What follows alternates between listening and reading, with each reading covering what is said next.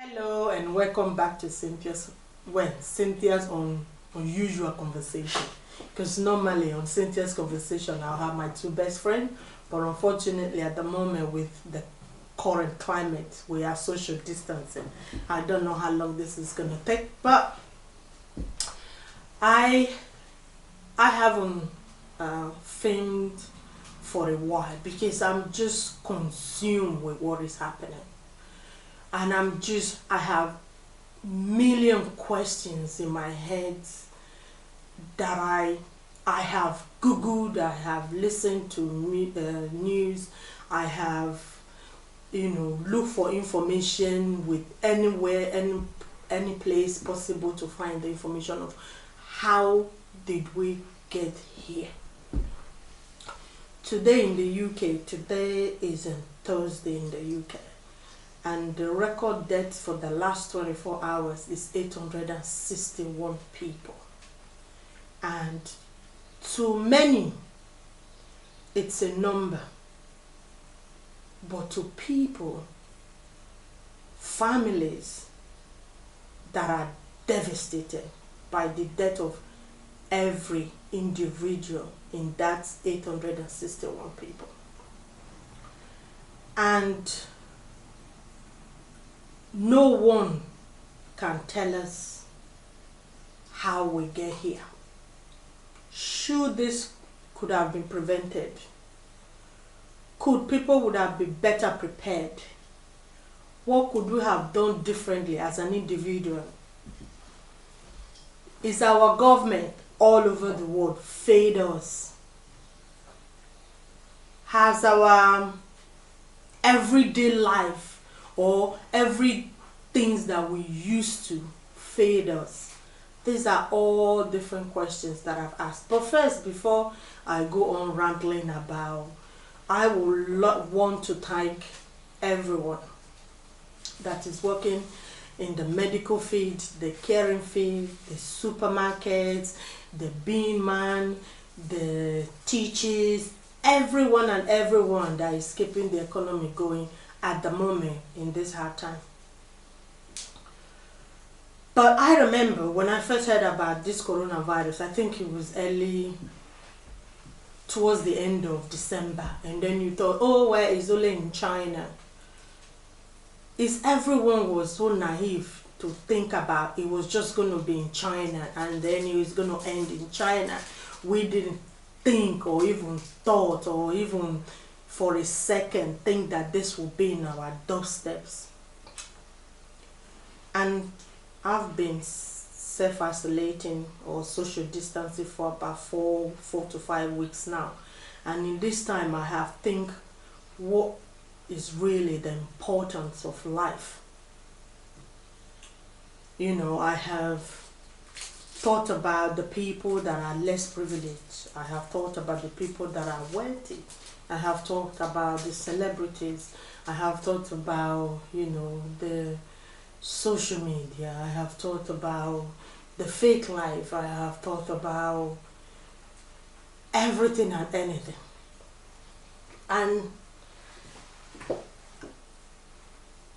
And in this, I think one thing is for sure. This will bring families together. This will divide family. This will end some marriages. This will make some marriages tighter.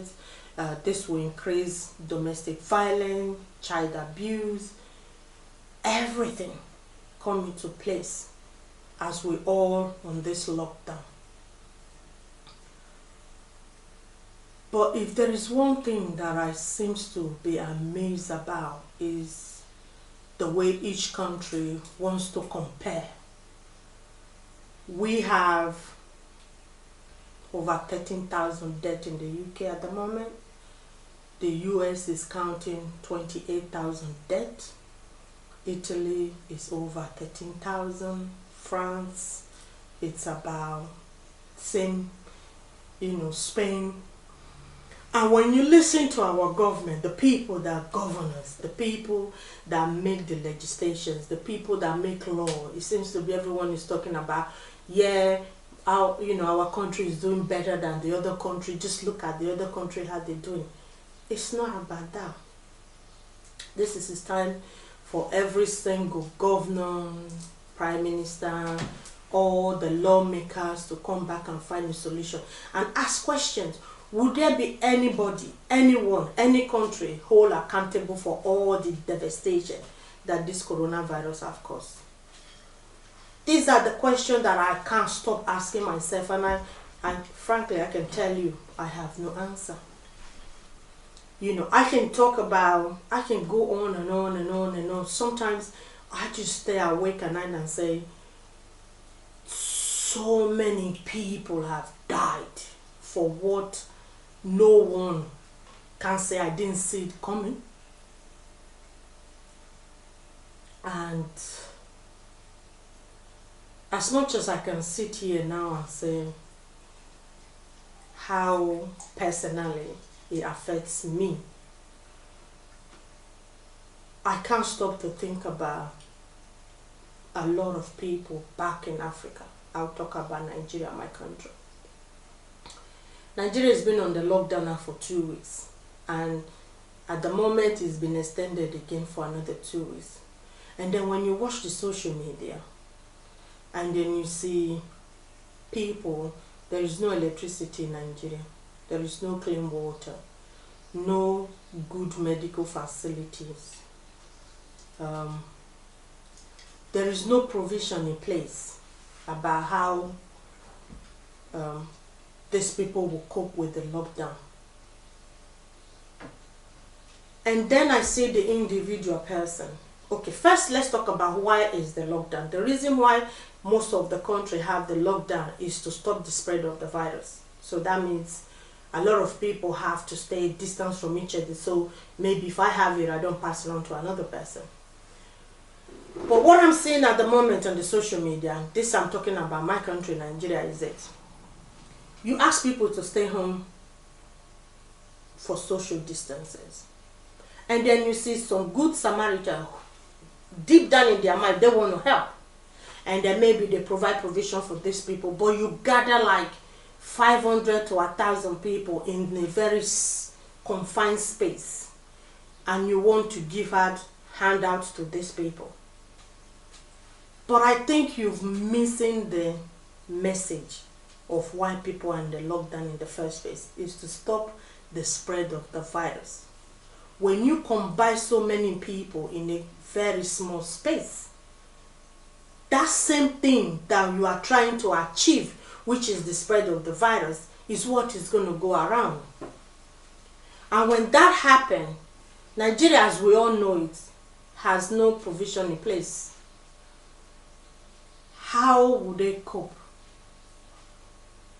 God forbid, like we love to say in Nigeria, when the Europe themselves with the advanced technology, you know, the expertise, the specialists, and they can contain this virus, and with this number of death, how do Nigeria cope with it? Personally, I think people need to be educated on why is the lockdown in the first place. And then secondly, you can help people in different ways. You can, you know, like here they have vulnerable people who can't go out for shopping, which are the people that the government is trying to protect, that they said they can't go out. People bring the provision to their door. You can help. You can ask information. You can, because my biggest fear is, while you are trying to do good for these people, you are actually harming them the most. Because if one person, just one person, have this virus in the midst of those 500, 1,000, 2,000 people, they will spread it. And those people will take it back to their family and they will spread it too.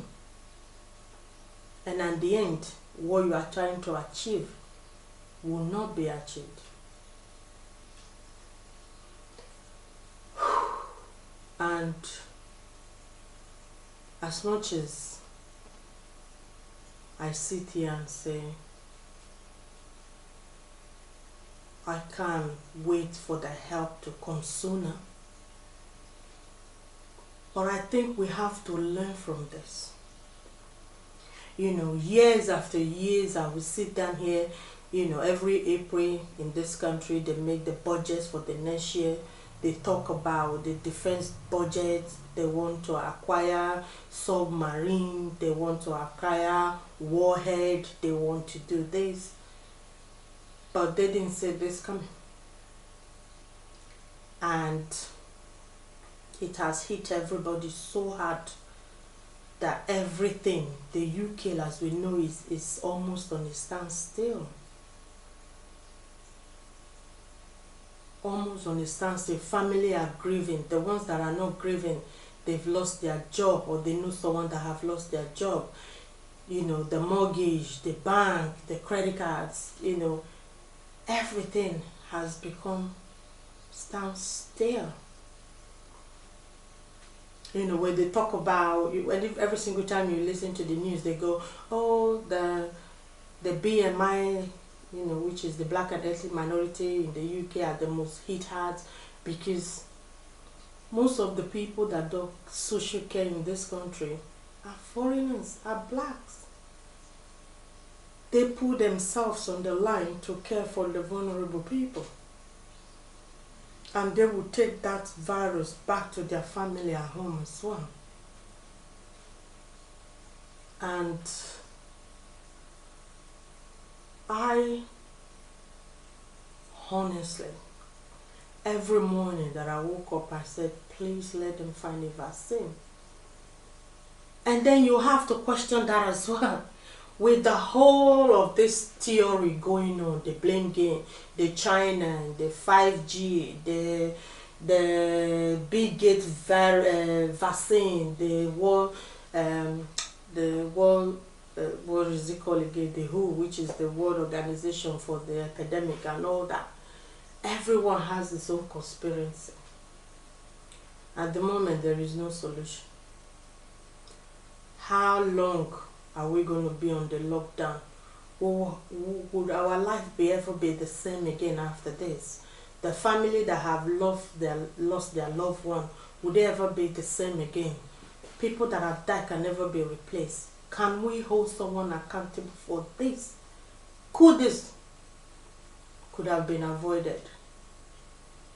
These are the questions that I can't stop asking over and over again, and I have no answer to it.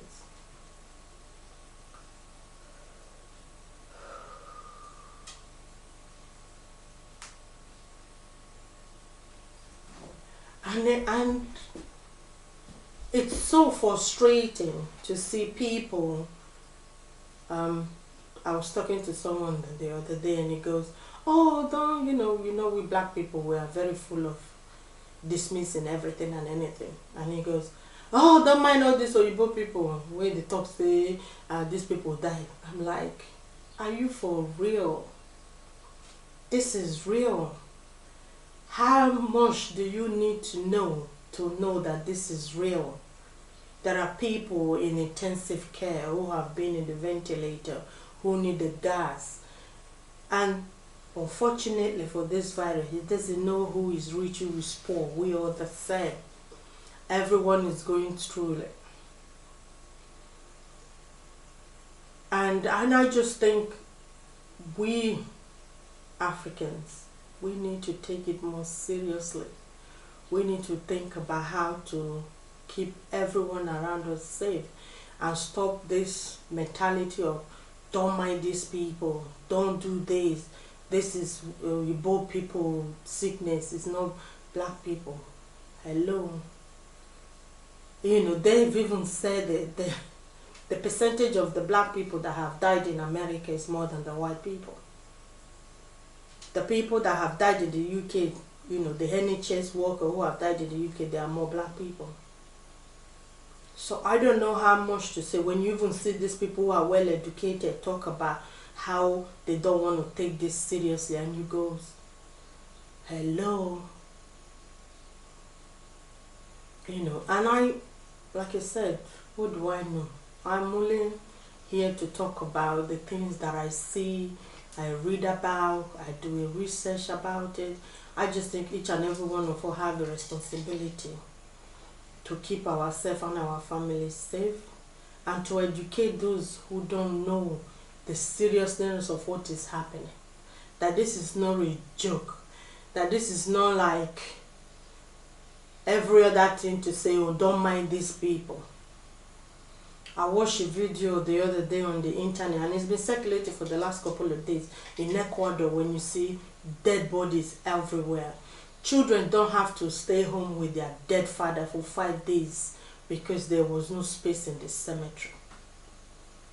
A woman broke down yesterday on the internet when she saw a whole 2 feed, you know, like the football pitch somewhere in London is being prepared for a month, like a mortuary. And that's when it hit her to say, this is real. That every single mortuary, you know, funeral parlor here in the UK, they are overstretched with dead bodies. That we need to take it seriously. We need to forget for once, I need to do this, I need to do that, I have to do this. This including myself, you know, I need to do this, I want to be able to do this.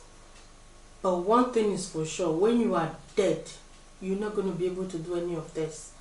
And the devastation is not just you, it's your entire family, your children, your mom, your father, aunties. We are a big families. Your uncles and aunties, your grandparents.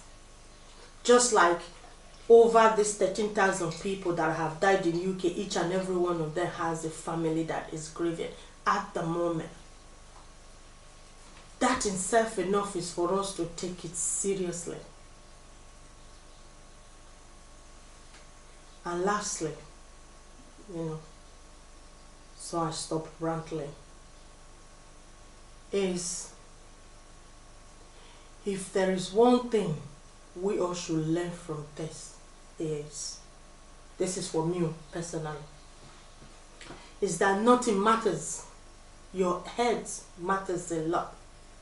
Wealth means nothing.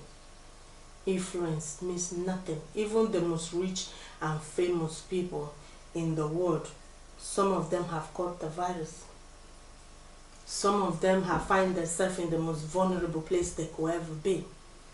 All the handbags and the shoes and the outing and the clothes that we bought, where have they been for the past, for me, 5 weeks? In my wardrobe. Nobody's going anywhere. Can't show up anywhere. I've only just put my makeup this evening because I have to do this video. It was something that it's been bothering me for days, and I needed to let it out. I've been on my pajamas and my slippers for only God knows how long. Have my children scream around the house. But I'm alive and I'm well. For that I'm grateful. And I am grateful to everyone that's keeping the country going at the moment. Everyone, from the beeman to the supermarkets, the staff that restock the shelf for us to shop the next day, the carers who have to put their life on the hold just to care for somebody else, the elderly people that we're trying to protect, the disabled people, you know, those are even the ones that they don't have a voice. It's up to us to protect them. Those who are in residential, who their family are far away. Everyone and anyone is in this. I just want to leave you guys with one thought. Just one thought. Hold that one. Is if it happens to you, what impact would it have on your family? And if you hold that thought in your hands and in your head, that will help you to keep everyone safe by doing exactly what the government asks you to do. And with that, I will say good night, everybody. Thanks for watching. Bye.